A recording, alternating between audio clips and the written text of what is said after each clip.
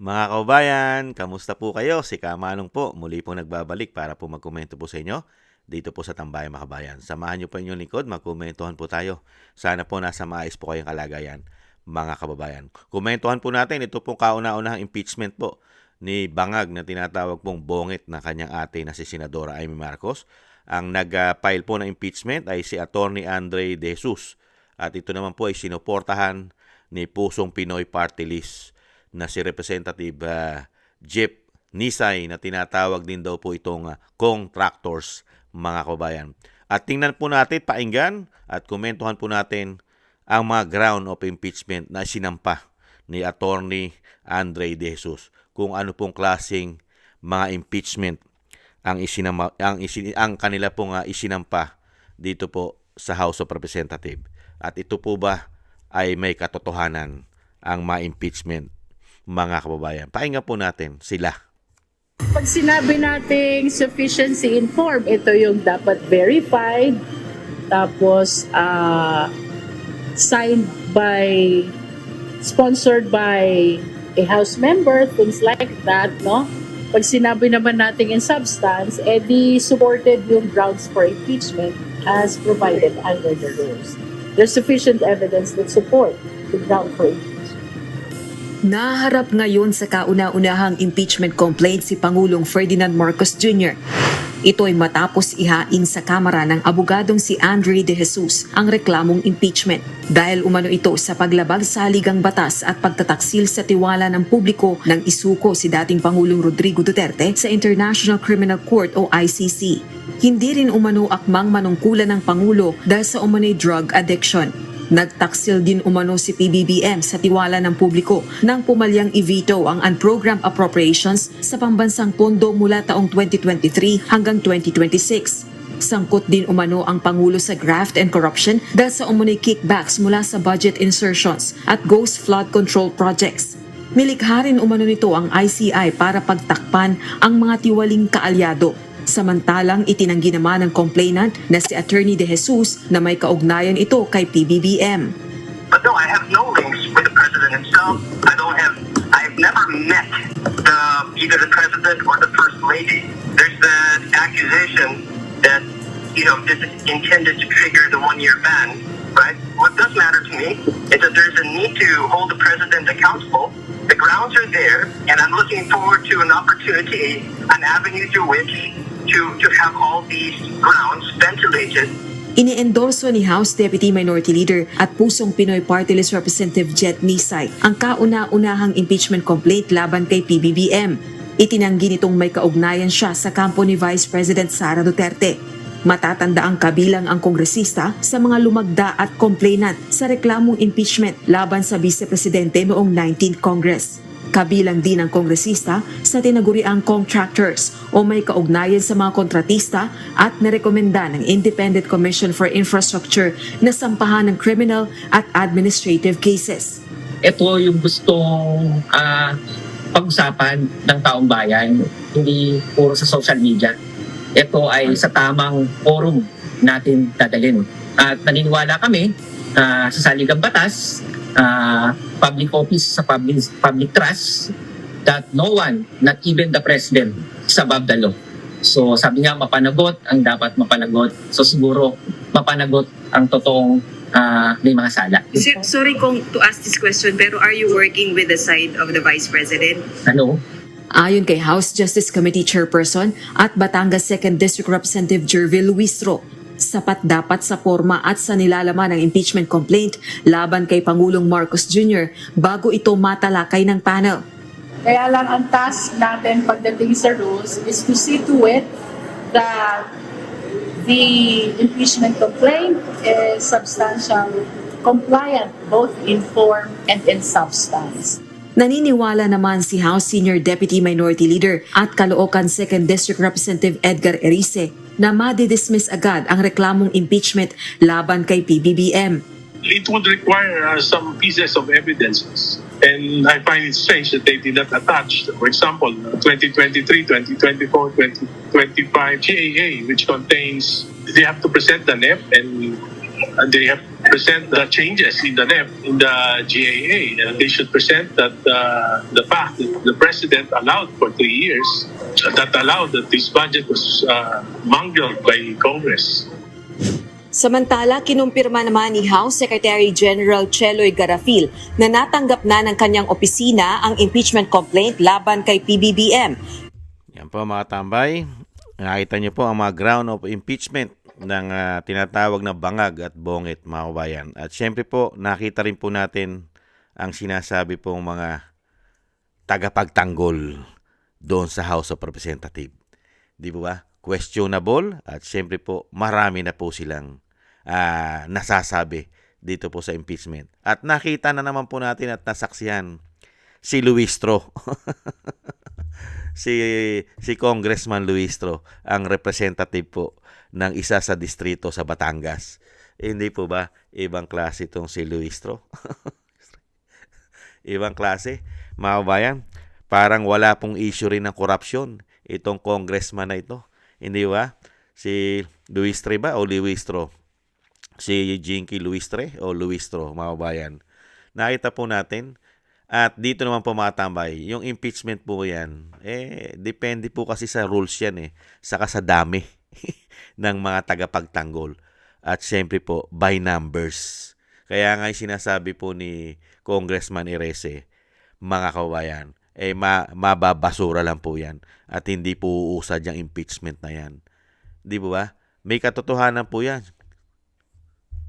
Di ba? Gaano po karami ang kaalyado po dyan at nakinabang sa korupsyon ng flood control, umano, at mga insertion sa pondo ng bayan. Hindi po ba napakarami kaalyado dyan na nakinabang po at ang issue po. At ang isinasampa pong issue ng impeachment ay isa po ang korupsyon ng flood control. Hindi po ba?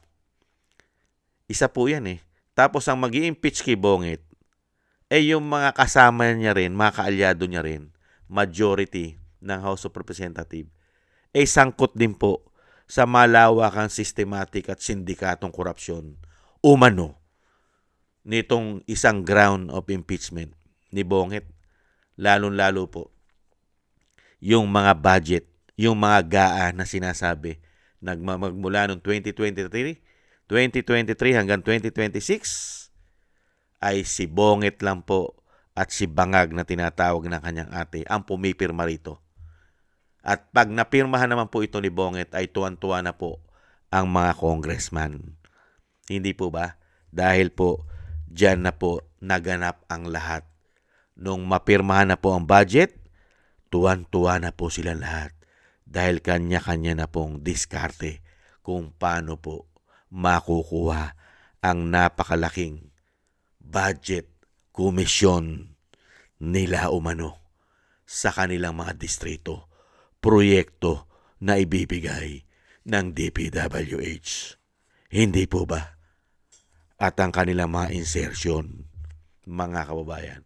At isa pa yung ground of impeachment, yung paggamit ng pulburon ni Bongit, mga kababayan. Sa dami po ng kakampi ni Bongit ng mga congressman, maipupus po ba yan? Na yan po ay ipa-follicle, hair follicle test si Bongit, mga kababayan, para po malaman ng Pilipino kung talagang siya po ay negative sa hair follicle test. Hindi po ba, mga kababayan? At ano pa? Yung issue pa ng pagkuha o pagkidnap nila umano sa dating Pangulo, mga kababayan. Hindi po ba? Kakatigan ba nila yan? Pinipilit nga nila na tama ang ginawa nila dyan. At karamihan po ng Kongreso, ng mga congressman at senador, ay hindi po sila umimik dyan. Majority po ng congressman at mga senador na kaalyado, tahimik po sila sa issue ng pag-aresto at pagpapatapon na walang due process ni hindi man lang po ito. Hindi man lang ito dinala sa korte ng Pilipinas napakabilis po nilang ipinatapon. Kinuha sa airport, dinala sa Villamor Air Base, at inilipad na po pa-Netherlands sa ICC sa The Hague. Walang jurisdiction ng ICC sa bansa at hindi po kasapi ang Pilipinas ng ICC. Nakita niyo po, may sariling soberenya ang bansa. Mga kabayan, sa tingin niyo, kakatigan ito ng sindikato, systematic umano na korupsyon, na sila po'y magkakasabwat at nakinabang sa lahat ng anomalya umano. Kaya dito po, mga kabayan, pagka po dito, mga kabayan, ay tuloy-tuloy na hindi bumalingbing. Yan lang naman po ang pag-asa niyang impeachment na yan eh. Dahil unang-una, wala na pong tiwala ang majority ng Pilipino kay Bongit at kay Bangag. Yan po'y pinatunayan ng survey na. Survey na pumapabor pa sa kanila noong mga nakaraan. Halos lahat ng survey ay negative po. Si Bongit at si Bangag, negative. Walang tiwala na ang majority ng Pilipino sa kanya. Ang survey niya ay puro negative. Di po ba? Kaya po mga kabayan, yang impeachment na yan, pagka po ang mga congressman ay hindi bumalingbing umano at patuloy po na meron po mga under the table umano, nasuhol, natatanggap pa sila, mga kababayan, ay mananatili po yan sa posisyon na tinatawag na presidente na Bangag at Bongit ng kanyang ate. Susuportahan at susuportahan po nila yan na hindi po yan, mga kababayan, matuloy. Haharangin at haharangin po yan dahil mismo nakikita po natin ngayon ay nagsasalita na si Jinky Luistro, mga kabayan. Nagsasalita na po. Hindi po ba? Nagsasalita na po siya eh. At talagang sinasabi na po nila. Yung sinasabi po na yung mga ground of impeachment at yung mga numero na kailangan po, hindi po ba, para itong impeachment na ito ay masuportahan. Hindi po ba ng mga kapwa niya representative diyan po sa House of Representatives. Kaya nga po na sa tagal po ng panahon, lumipas na po ang 1 taon, kaya nasilayan na naman po natin ang muka ni Representative Jinky Luistro, ni Congressman Luistro, ang representative po ng isang distrito dyan sa Batangas. Hindi po ba? Dahil nga po, sa tingin po natin, baka meron pa natatanggap umano. Lalong-lalo po, meron na naman po kasi daw naisingit na isang damukal na sinasabi mismo ni Amy Marcos, si Senadora, na pork barrel na chinap-chap-chap-chap nila para daw po meron na naman pong pondo na makukuha itong mga congressman para tagapagtanggol, proteksyon ng Malacanang umano. Hindi kaya kasama rin ng Senado dyan? Kaya dito po mga kabayan, ito po, malalaman po natin at makikita po natin sa mga susunod na araw kung sino-sino pong mga congressman dyan po sa House of Representatives ang hindi po sasang-ayon dyan po sa kaunahang-unahang impeachment na isinampa po ni Attorney Jeff, ni Attorney Andre De Jesus, at sinuportahan po ito ni Pusong Pinoy Party List, Jeff Nisay.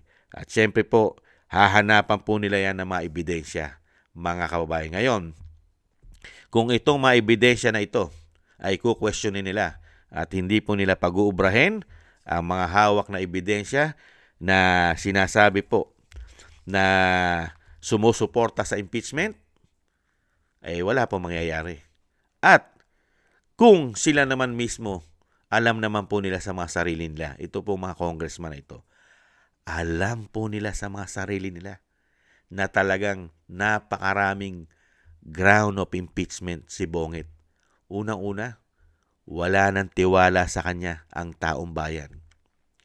Pangalawa, napakaraming ground of impeachment si Bongit. Hindi po ba? Alam po nila sa puso nila yon. Kaya nga lang po, nagkakatakipan dahil nga po sangkot din po sila dito po sa issue ni Bongit na tinatawag na bangag ng kanyang ate. Sangkot din po kasi ang majority po diyan umano. Diyan po sa House of Representatives. Sangkot po diyan sa malawakang korupsyon. Hindi po ba? Kaya magkakaroon lang po ng takipan yan. At syempre po, napakaliit po ng porsyento na yan po'y umusad kung patuloy po na nagkakamal po ng pera ang mga congressman na kaalyado na tinatawag din po ni Congressman Barsaga na yan daw pong House of Representatives ay tinatawag na po daw niya yang House of Crocodiles. House of Crocs ang tawag po diyan ng bagito na congressman at representative po ng isa po diyan sa Cavite. Mga kabayan, isang distrito po diyan sa Cavite. Kaya po dito pa mga kabayan, tingnan po natin kung ilan ang mga congressman na sasang-ayon dito at susuporta. Abangan po natin sa mga susunod na araw kung ilang congressman po ang susuporta na ituloy at magtuloy-tuloy po ang impeachment ni Bangag na tinatawag na kanyang ate. Excuse me po. At tingnan din po natin kung gaano rin po karami na congressman na nakinabang po sa issue ng korupsyon ng mahigit 3 taon ang susuporta naman po sa tinatawag na Bangag at Bongit ng kanyang ate. Yan po mga tambay, ang issue po at kauna-unahan po at yan po'y pinag-usapan mga kababayan. At hanggang ngayon po ay wala pa rin po nangyayari dito po sa issue ng korupsyon. Wala pa po mga kababayan. Kaya napakahirap pong makakuha ng katarungan ng taong bayan kung mismo ang sangkot ay mismo po ay ang Pangulo. Siya ang napakalaking issue ng korupsyon. Kaya napakahirap po makakuha ng katarungan si Juan de la Cruz dito po sa pagpasok ng binagoong Pilipinas. Hindi kaya. Maraming salamat po mga kabayan sa nagusto po natin tambayang makabayan sa YouTube at TikTok at ganoon din po sa ating mga subscribers at sa mga nagbibigay po ng komento, like, share, and subscribe. Maraming salamat po sa inyo. Mabuhay po kayo. Shoutout po sa inyo lahat. At thank you rin po sa mga nagbibigay po ng tulong at biyaya. Shoutout po kay Tatay Nick ng Canada, Gay at Shena, kay Balance Vision TV, ako si Pilam, si Annie Jo, si Eric Hershaw ng Canada, Kingston ng Hong Kong, si Jake Yahut ng Maisog, California, USA, Gina Ray, Solidides ng Berlin, Germany, Julieta Silona ng Sydney, Australia. Maraming salamat po sa inyo pong lahat, sa inyo pong mga tulong at biyaya. Shoutout po sa inyo lahat at siyempre po ingat-ingat po kayo sa inyo pong mga paggawa. Thank you po mga kabayan. God bless po sa inyo lahat. Ingat-ingat po tayo. Maraming salamat po sa muli po. Paalam. Bye-bye.